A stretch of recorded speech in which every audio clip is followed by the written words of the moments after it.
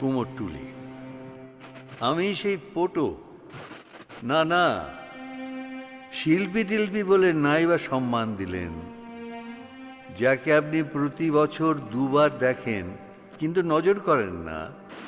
আমি সেই পটো কুমোরটুলির, আপনার পটো পাড়ার এক প্রতিমা বানিয়ে মাত্র, যে পড়ে থাকে কাদা মাটি পাট তুষ আর বাঁশ চটার কাঠামোর মতোই নিতান্ত অবহেলায় সম্বৎসর, তাই উপেক্ষাই জোটে।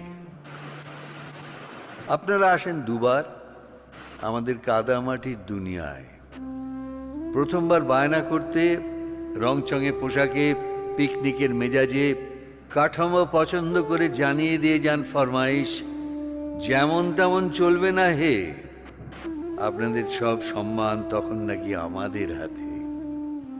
অথচ আমার অমাবস্যার রাতের মতো মুখের দিকে তাকিয়েও দেখেন না, দৃষ্টি থাকে কাঠামোর দিকে।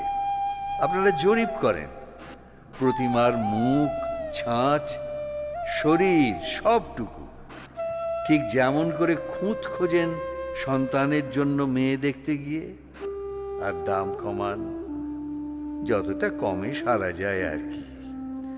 কারণ আমার সৃষ্টি আপনার কাছে পণ্য। পণ্যই তো। আপনার ঝিকমিকি মণ্ডপে আমার প্রবেশ নেই, উৎসবের আলো ঝলকায় না আমার মাটি মাখা ঘরে।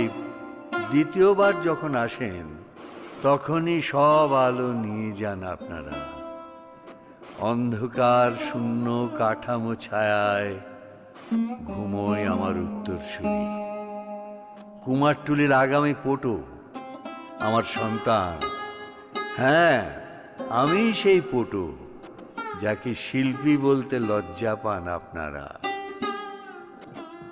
আমি সেই পটো